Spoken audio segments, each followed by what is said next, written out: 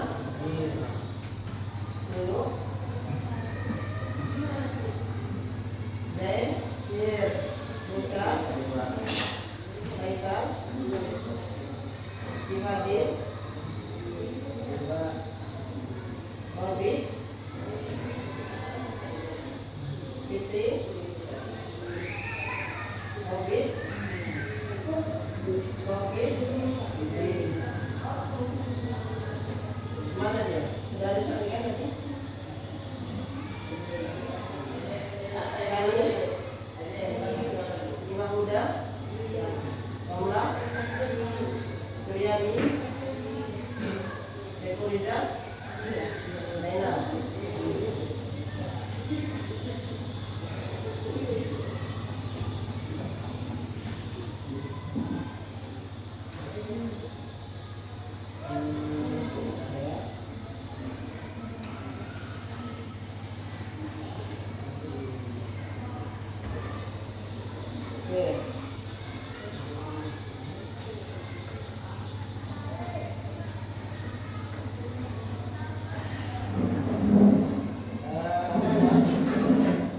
Siapa di sini antara kalian yang pernah tahu istilah coding dan kecerdasan artifisial? Sudah pernah dengar kan? Tidak. Yang pernah dengar? Ada? Kalau kata-kata AI ada yang pernah dengar? Kira-kira apa aja yang pernah didengar? Meta AI. Apa lagi? Mini terus. Cici. Google. Apa?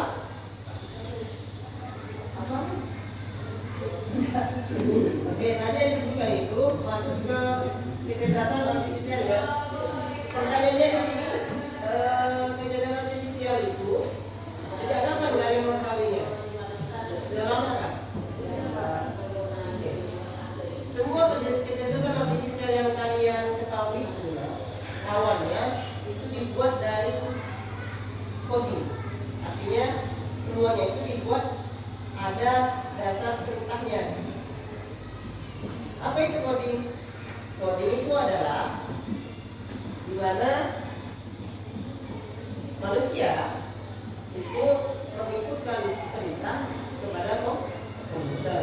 Manusia dan komputer ini dua hal yang berbeda atau sama?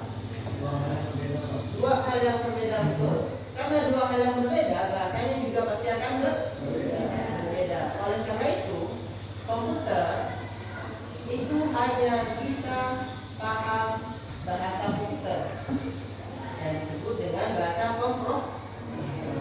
pemrograman. proses penginputan perintah. Yang mana perintah itu akhirnya nanti bisa dibaca oleh komputer. Banyaknya perintah itulah yang nantinya melahirkan kecerdasan artifisial. Jadi kecerdasan artifisial ini itu merupakan awalnya adalah kumpulan perintah-perintah yang diinputkan. Akhirnya dia memiliki kecerdasan nantinya dengan basis data yang ada. Oke. Yang sini dulu pendekatan dalam AI. Jadi AI yang Bapak sebutkan tadi ini, yang kalian sebutkan semuanya, itu banyak jenisnya. Ada rule based. Ini artinya AI yang mengambil keputusan berdasarkan aturan yang sudah dibuat. Terus ada machine learning. Ini AI yang belajar dari data. Contohnya Cici. Jadi Cici itu atau Gemini yang kalian sebut tadi, yang dari Google, itu kalian input data-data di sana. Nanti dia akan mulai belajar dari data-data yang kalian input. Dia bisa mengenali kalian, dia bisa memberikan output atau hasil yang sesuai dengan yang kalian inginkan, asalkan perintahnya sesuai. Terus ada generative AI, AI, emoticon AI. Banyak emoticon yang sudah bisa diajarkan. AI semua pembuatannya yang buat AI. Sebelum kita ke sini, Bapak ingin tunjukkan satu video tentang AI. AI itu baru-baru ini nggak kalian dengarnya?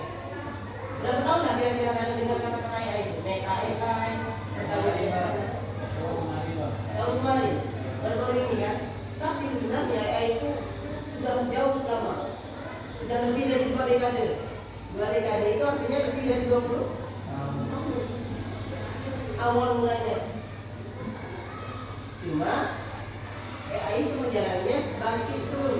Jadi mulai dulu berkembang, banyak investor, akhirnya ada isu-isu, dicabut semuanya. Berarti intinya jatuh bangun. Dan sekarang ini perkembangan AI yang sudah mulai mendominasi. Pak tunjukkan satu video nanti kalian pahami dulu.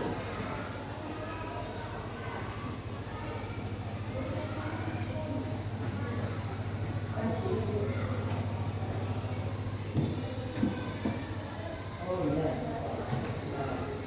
Lupa Bapak panjang ya.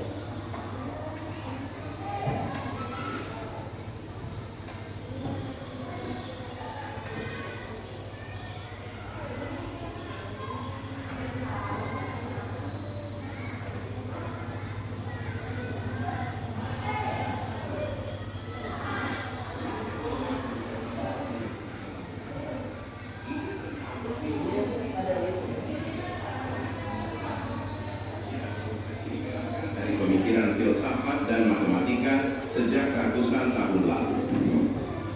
2 tokoh penting yang menjadi dasar bagi gagasan ini adalah Gottfried Wilhelm Leibniz dan George Boole. Leibniz misalnya pernah membayangkan apakah proses berpikir manusia bisa direpresentasikan dalam bentuk angka dan simbol. Meskipun ini hanya sebatas gagasan, pemikirannya tentang logika simbolik menjadi landasan penting bagi pemrograman komputer di masa depan.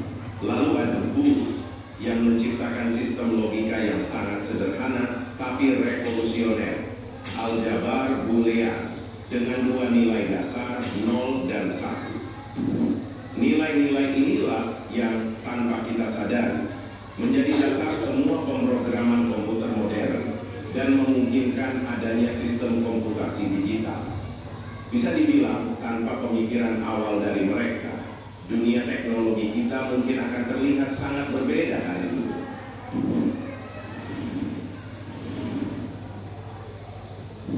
Di era 1950, mulai muncul secercah harapan bahwa gagasan mesin cerdas ini bisa diwujudkan dengan teknologi yang ada.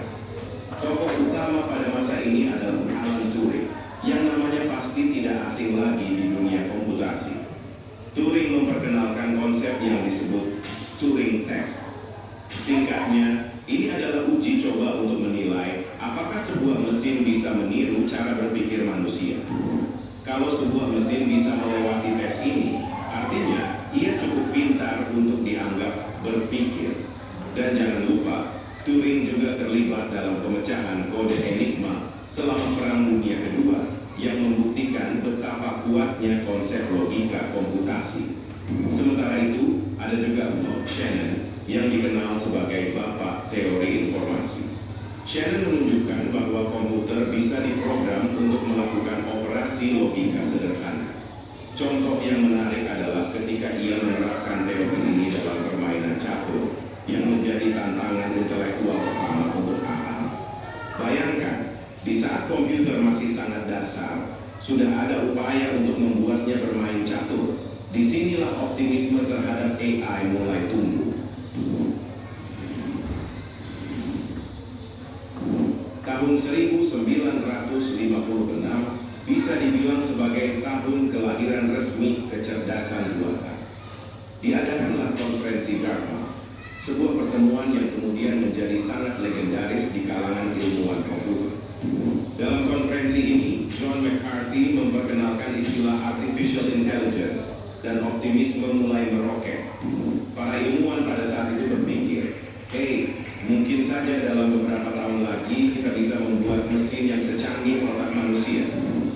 McCarthy bahkan mengembangkan bahasa pemrograman khusus untuk AI bernama LSP, yang akhirnya menjadi standar penelitian AI selama beberapa dekade. Konferensi Dartmouth ini sangat penting, karena dari sinilah dimulai berbagai proyek ambisius untuk membuat sistem yang bisa memahami bahasa manusia, membuktikan teorema matematika, dan banyak lagi. Optimisme mereka mungkin sedikit berlebihan, tapi tanpa mimpi besar ini, kita mungkin tidak akan mencapai kemajuan AI seperti sekarang.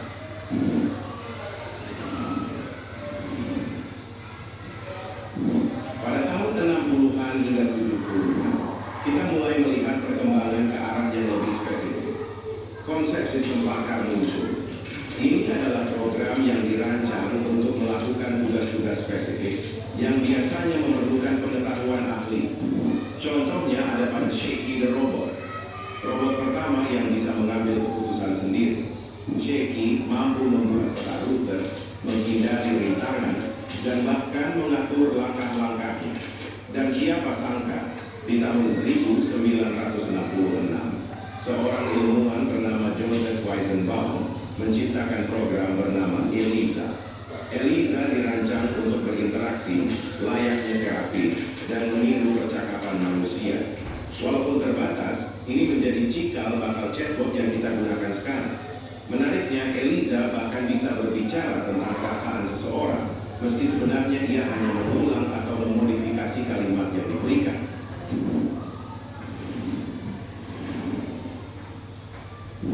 Meski sempat menjanjikan, perjalanan AI ternyata mengalami hambatan besar pada akhir 1970-an hingga 1980-an. Periode ini disebut sebagai AI winter, sebuah masa ketika ekspektasi tinggi terhadap AI tidak terpenuhi dan kekecewaan mulai muncul di kalangan investor, pemerintah, hingga peneliti AI sendiri. Apa yang menyebabkan AI winter? Ada beberapa faktor utama. Pertama, keterbatasan teknologi saat itu menjadi kendala besar. Model dan algoritma AI saat itu membutuhkan daya komputasi dan penyimpanan data yang sangat besar, sesuatu yang belum bisa disediakan oleh perangkat keras pada masa itu. AI juga belum mampu melakukan tugas-tugas kompleks yang diharapkan, seperti memahami bahasa manusia secara mendalam atau melakukan pengenalan gambar dengan akurasi tinggi.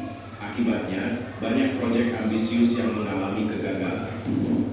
Kedua, AI winter ini semakin parah dengan keluarnya laporan James Lighthill pada tahun 1973 di Inggris. Lighthill menyampaikan bahwa AI memiliki aplikasi yang sangat terbatas di luar beberapa bidang khusus, dan ia menyatakan bahwa penelitian di bidang AI belum menghasilkan pencapaian yang signifikan. Laporan ini membuat pemerintah Inggris dan banyak investor menarik pendanaan dari proyek AI.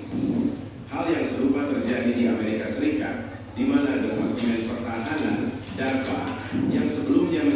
salah satu pendukung utama penelitian AI, juga menurunkan investasinya.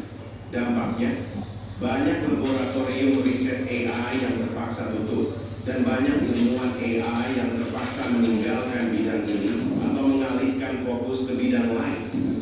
AI Winter ini berlangsung selama hampir 2 dekade, dan meskipun ada perkembangan kecil, AI kehilangan banyak dukungan dan minat dari industri serta akademisi. Menariknya, meski AI Winter merupakan masa yang sulit, periode ini juga menjadi pelajaran penting bagi perkembangan AI.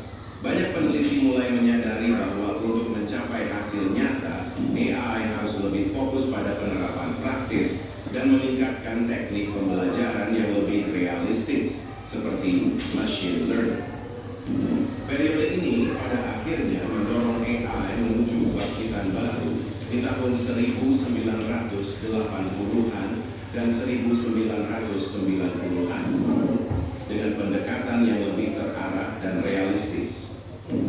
Dari tahun sini ya, AI itu sudah mulai berkembang lagi.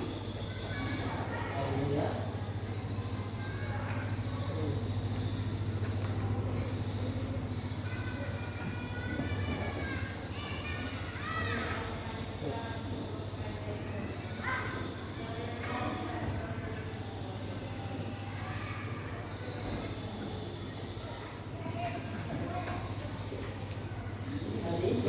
Sejarah jatuh bangunnya AI dan mulai tadi tahun 1990-an itu sudah mulai pakai lagi hingga sekarang, gitu ya.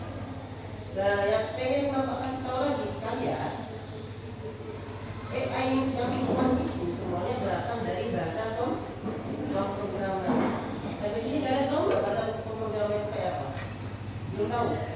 Belum pernah ketemu? Belum pernah ketemu. Buka situs pernah nggak di Google? Buka situs pernah nggak? Pernah. Oke, buka situs pernah ya. Contoh, kita buka situs Facebook. Semua situs di situs ini, nanti dia kan. Ini situs apa? Facebook. Semua tampilan ini HTML ya, basisnya di HTML. Semua tulisan yang ada di sini itu adalah kumpulan dari kode-kode. Kode seperti apa, Pak? Kode yang seperti ini. Ya. Ini di aplikasi absensi yang kita pakai.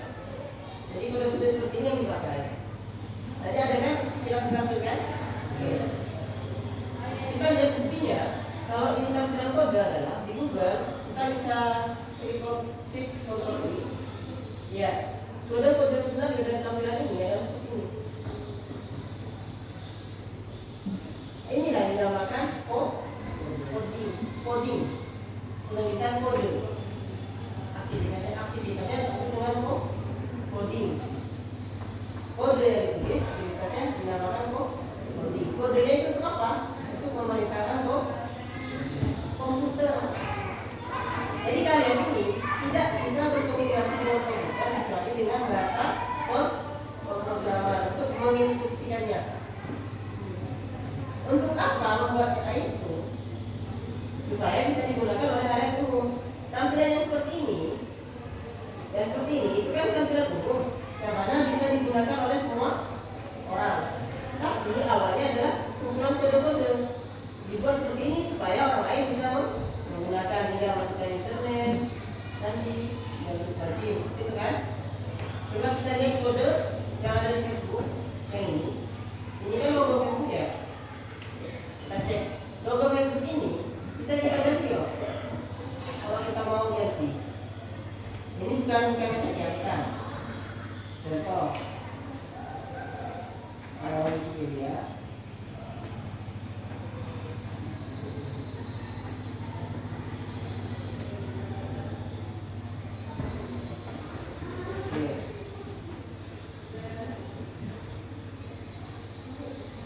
Kalau kurang pas bisa diubah ya. Kalau nggak pas ya kita cari frame lain.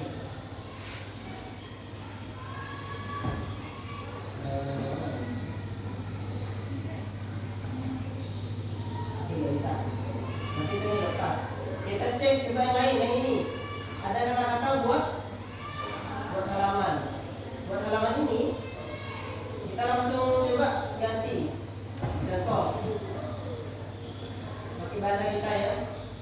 Adobe halaman. Ya, halaman Facebooknya berubah jadi Adobe halaman. Ini bukan kayak ini hanya mengubah tampilan CSS ini saja. Sementara ini nggak tersimpul dengan halaman Facebook ya. Tapi awal mulanya kayak itu dari sini. Jadi bagaimana kode yang kita buat ini bisa masuk ke database yang Facebook itu. Nah kita ubah kodenya. Kalau ubah kode kan mudah. Tinggal gimana cara masuknya ke database dari Facebook sendiri. Nah yang Bapak mau sampaikan di sini adalah semua situs yang kalian gunakan itu, tombol-tombolnya, tombol loginnya, ini sebenarnya kalian. Itu semuanya dibuat dengan kode. Sama juga dengan Gemini. Bapak kasih tahu ini kita tentunya. Gemini seperti ini kan tampilnya. Hai. Oh, berarti nggak di sini. Oke. Ya. Jadi semuanya itu kode yang bekerja. Tapi membuat website, ini kan website ini namanya data nih. Membuat website dengan membuat AI itu beda, kodingnya beda, sangat susah. Karena kita harus membuat machine learning, membuat mesin yang selalu belajar dari data. Jadi data itu diambil lagi, diolah lagi. Susah buatnya. Bapak juga nggak bisa ya. Nah, cuman kalau dasar untuk belajar pasti bisa. Semua itu bisa sekarang belajar. Ada kesimpulannya. Kesimpulannya adalah AI yang kita gunakan seperti ini itu buatnya berawal dari coding semua. Dan ingat, AI yang dibuat itu awalnya dia coba dibangun. Sampai sini paham? Paham.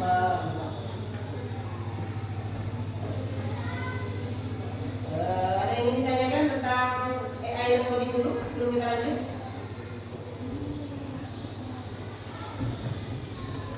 Ada yang ingin ditanyakan? Pak?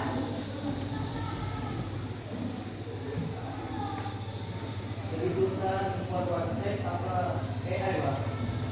Lebih susah buat AI pastinya. Jadi, kalau Anda sendiri juga susah ya. Dulu Gemini itu kalau yang tahu awal-awal dia hanya bisa menjawab soal-soal yang mudah. Tapi kalau sudah lama sekarang dia bisa mengumpulkan data. Mentah-mentahkan dia. Ini beda ya, perintah yang kita tulis di sini itu namanya prompting, prompt.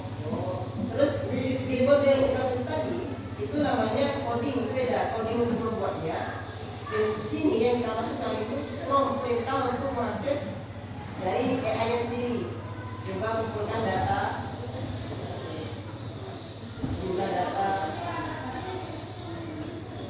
sekolah ini, seluruh Indonesia.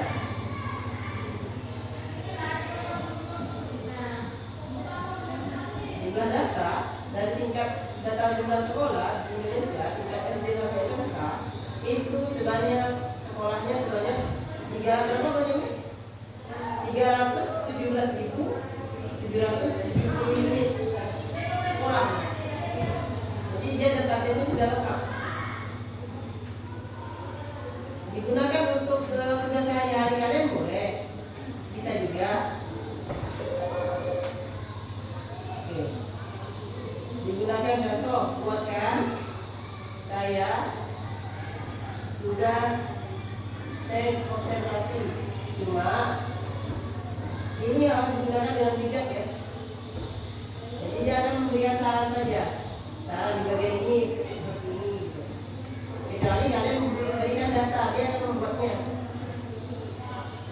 Paham? Nah terus di bagian bahasa pemrograman ini yang Bapak pakai ini adalah Python, bahasa Python. Coba kalian lihat di LKPD kalian di sini. Nanti ini berkaitan dengan tugas kalian ya. LKPD itu adalah tugas.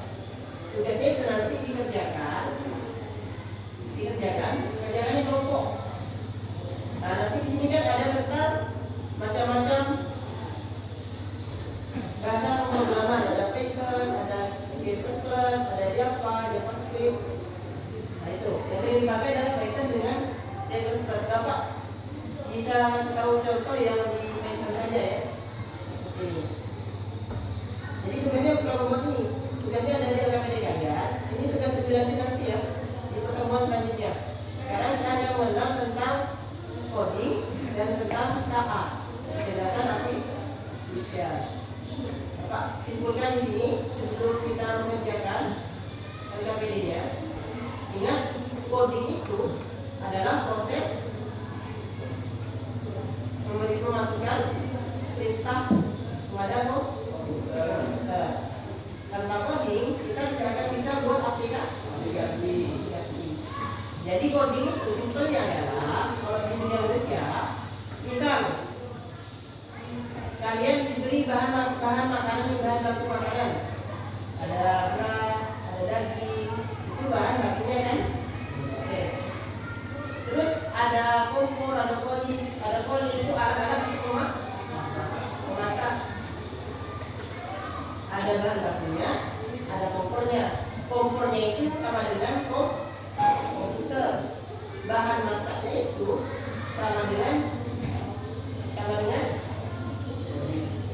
bukan. Terus kalau masak ada siapa? Ada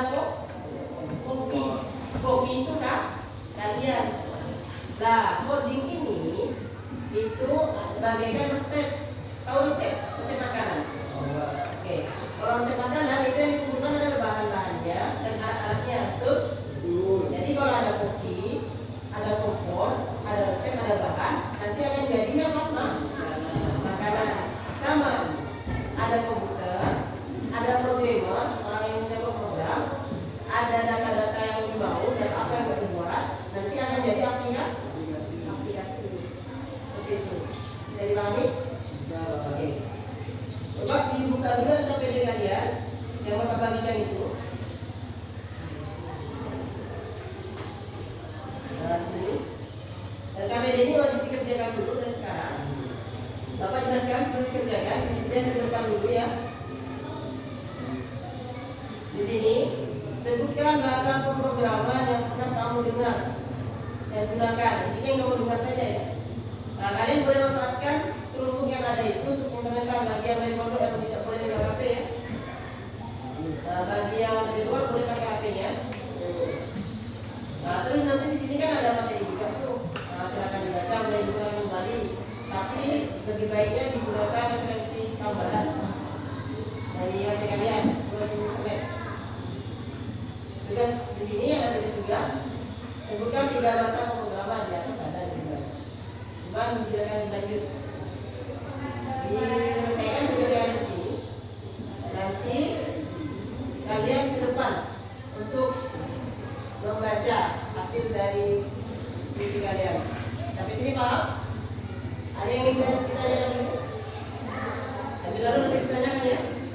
Nah, silakan memasuki waktu dari 10.55 ini sampai 11:10. Diselesaikan, silakan dibagi-bagi cara kerjakannya. Lihat di Chromebooknya, diketik, ditulis saja di tangan. Jatuh di buku hasilnya.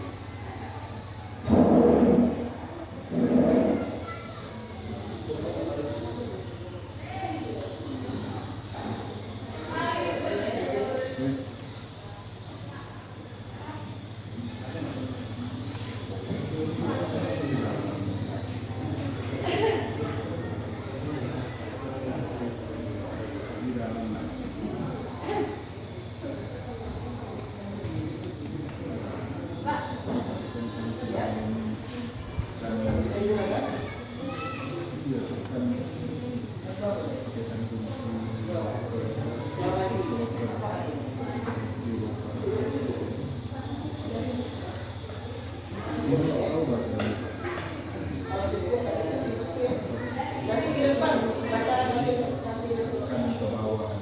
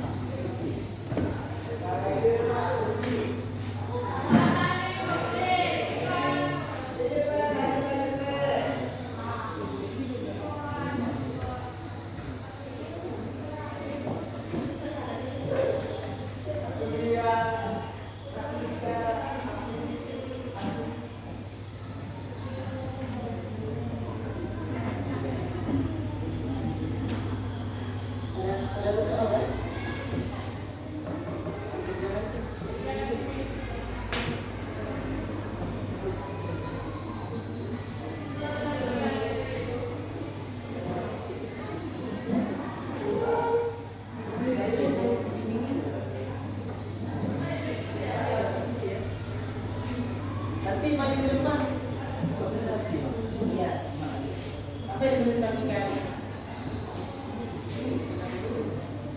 Jadi kalian dengan bahasa apa yang berapa minggu cek yang tentu apa. Kemudian makin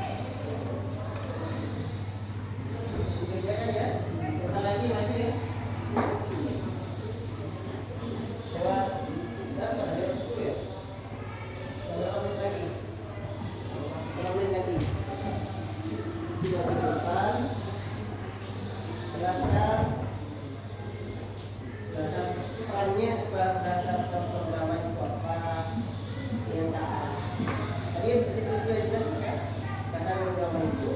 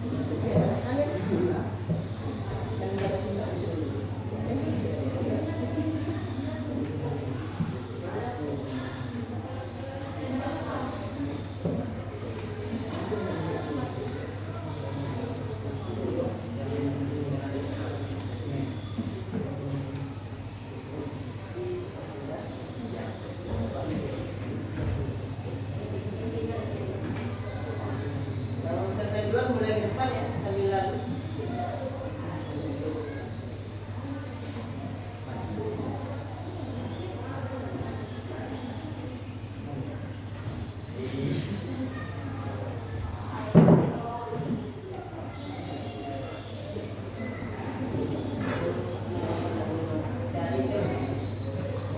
Bahasa pemrograman sudah tahu kan? Selebihnya apa dicari mulai referensi yang lain.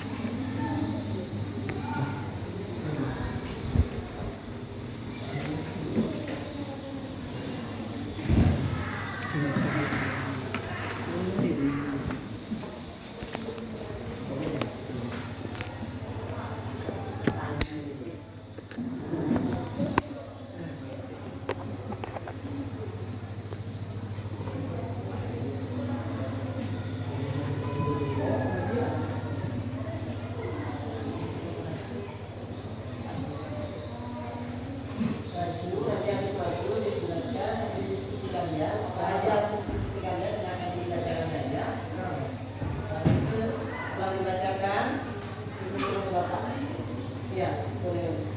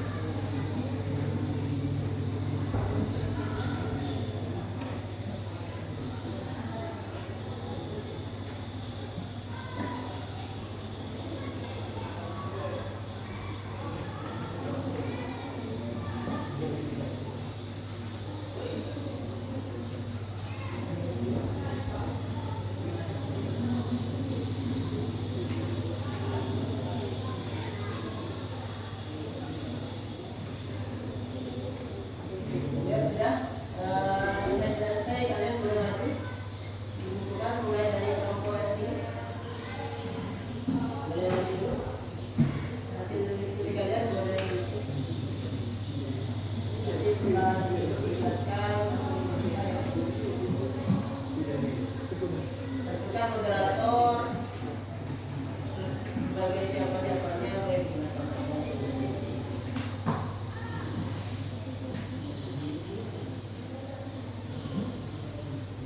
ya.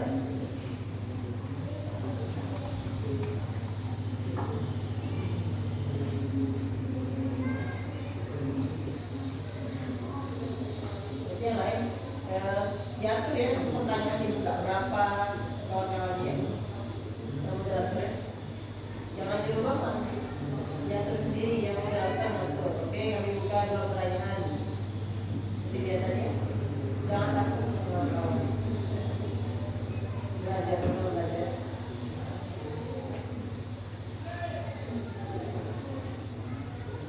Ya mungkin.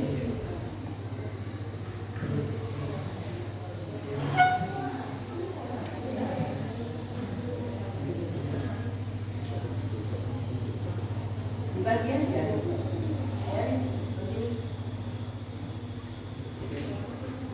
boleh bawa, boleh bawa, barang kalian boleh bawa. Yang ini nanti dikumpulkan sama hasil kerja kalian. Boleh kok, boleh bawa. Yang boleh bawa HP boleh bawa HP-nya.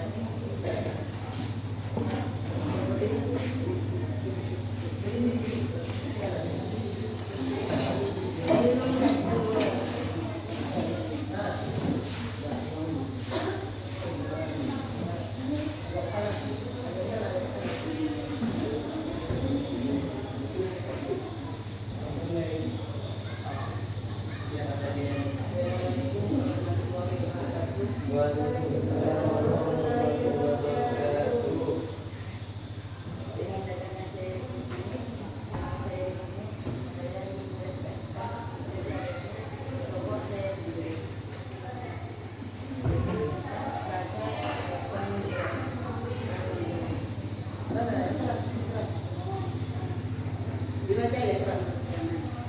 Rasa pemrograman yaitu satu kaitan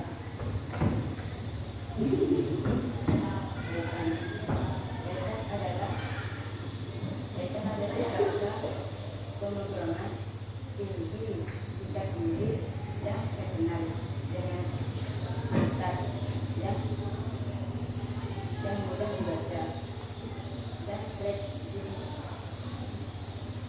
Fleksibilitasnya sering digunakan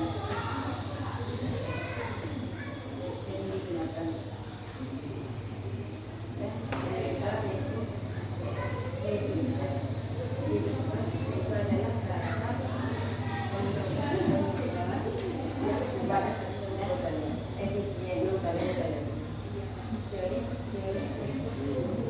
pengembangan game dan operasi dan aplikasi yang membutuhkan kinerja tinggi.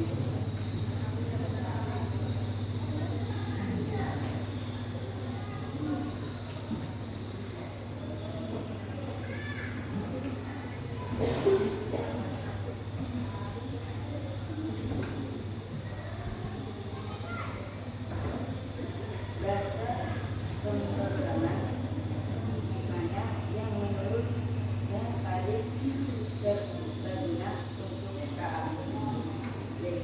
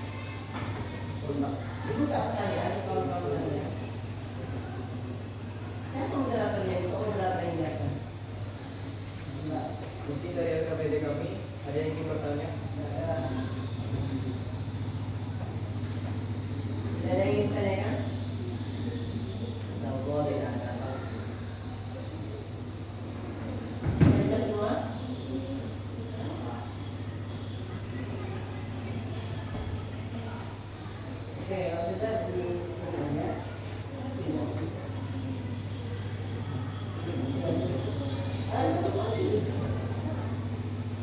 Sekian dari kelompok saya sendiri. Assalamualaikum warahmatullahi wabarakatuh. Waalaikumsalam warahmatullahi wabarakatuh.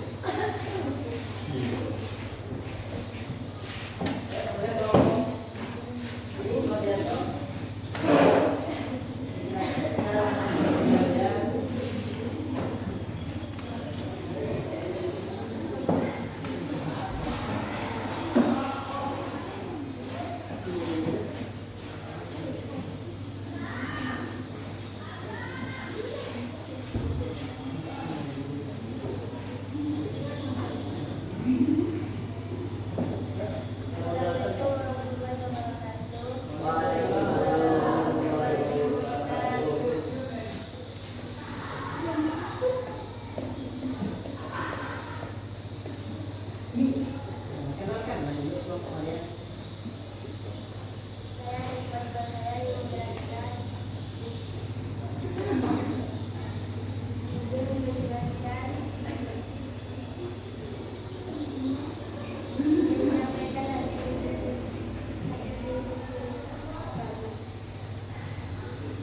Apa mau nyampaikan? Oh iya.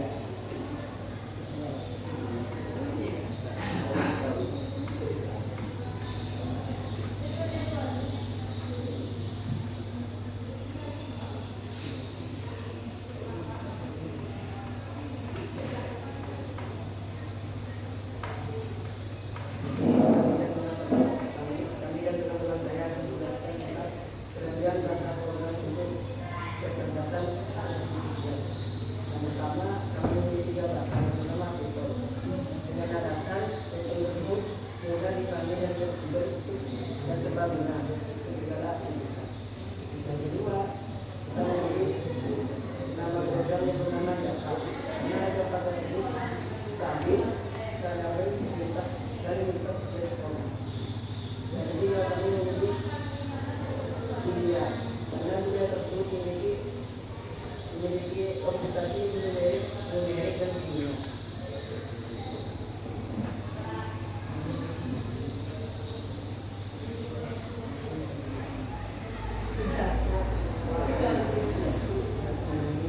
Tidak tahu yang pertama ini mau bertanya.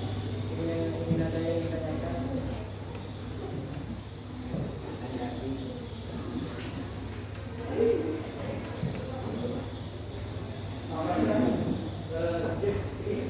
Ini paling pembuatan SKA. Jelas apakah script ini kalian itu untuk pembuatan dia terbiasa script tuh dari artifisial. Menurut yang kami diskusi tadi, yang paling penting untuk membuat sebuah program itu hanya yang melibatkan Python, C++, dan Java. Selain dari itu bisa digunakan, bisa tidak, karena dari itu hanya sebagai pendamping untuk penambah.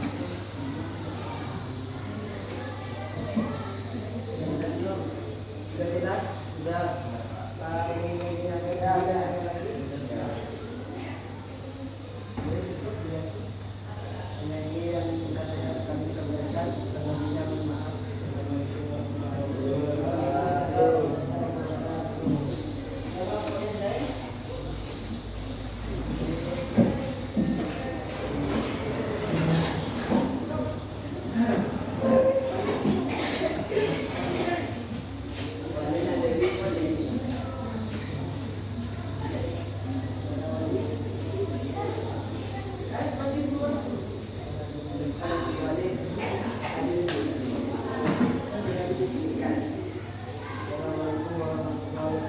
Karena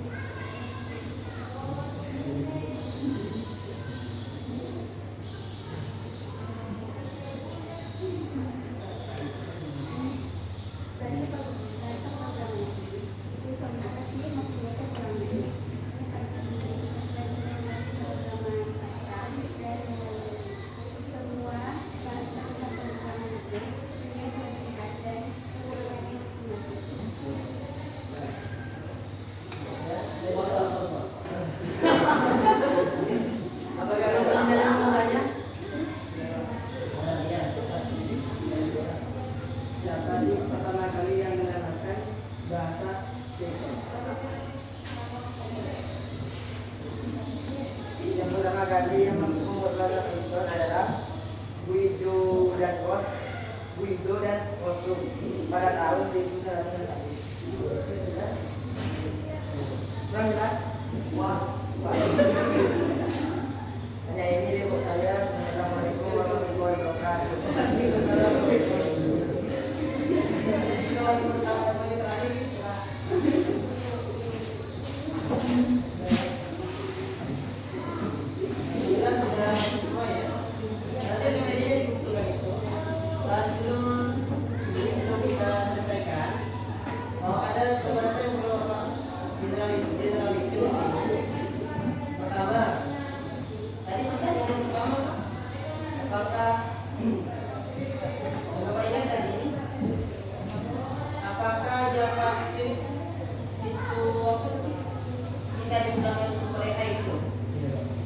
JavaScript itu khusus banyak digunakan di website. Jadi kalau kalian saya buka Facebook atau Facebook, pasti ada biasanya isi tentang aplikasi JavaScript. Contoh, nggak kelihatan depannya. Jadi ini Chrome kan? Ini Google kan? Google Chrome ya? Chrome itu punya Google. Jadi di Google ini itu ada JavaScript. Google itu adalah browser atau browser alat pencari. Jadi alat pencari yang kita gunakan browser ini dia menerima JavaScript. Kalau JavaScript yang kita aktifkan seperti ini, kita aktifkan misalnya, kita di sini tidak akan bisa melakukan searching.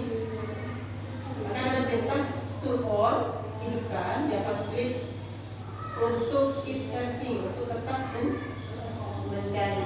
Dia akan ada nanti di sini ya kalau pakai desktop ya. Nah, jadi kita klikkan, selalu izinkan, selesai. Kita refresh lagi, seharusnya dia bisa digunakan dan lagi, misalnya ayam. Nah, timbul pencariannya. Tadi nggak timbul kan? Nggak timbul karena JavaScript-nya tadi. Jadi JavaScript itu banyak digunakan di situs website sebagai keamanan juga. Terus selanjutnya apakah semua lupa apa? Pertama tanya sebelum itu.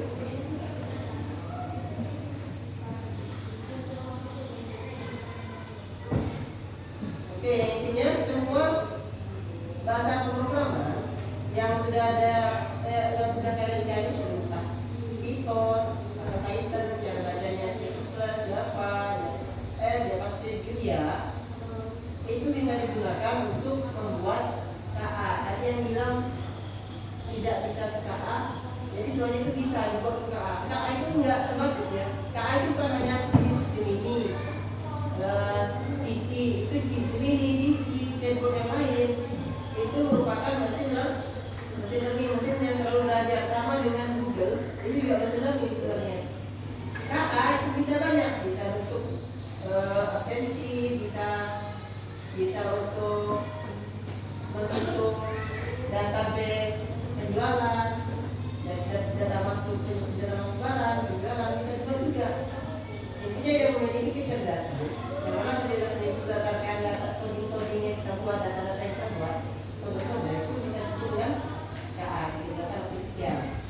Cuman jangkauannya saja, database-nya aja, apa termasuk yang tadi tes learning-nya, apa yang standar saja, apa yang sudah bisa belajar, apa yang sudah bisa tanya jawab dengan kita.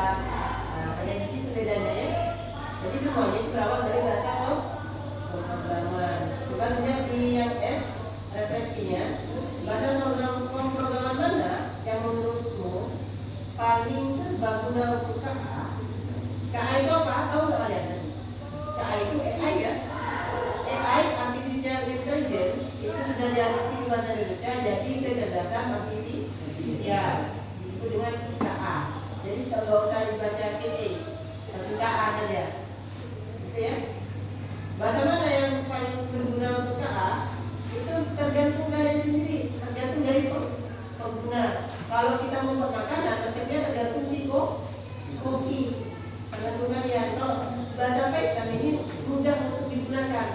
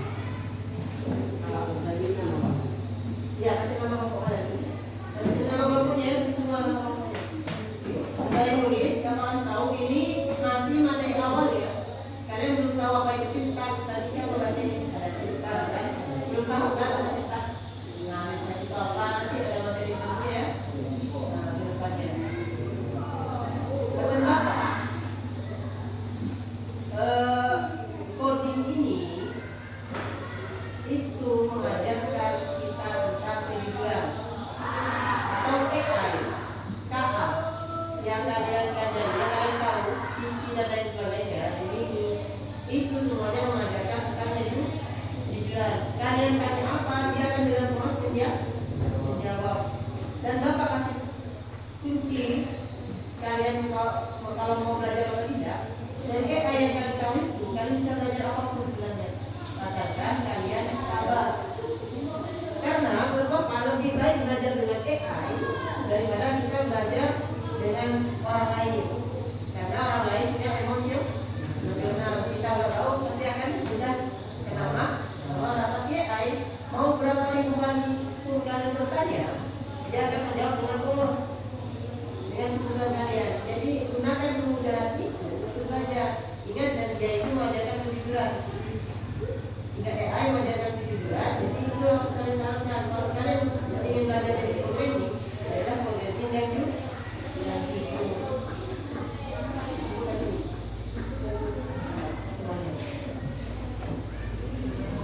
Pentingnya tahu programming itu biar supaya kalian tidak hanya menjadi pengguna. WA kan, pengguna saja kan, bukan kalian yang membuat kan. Ya, belajar balik.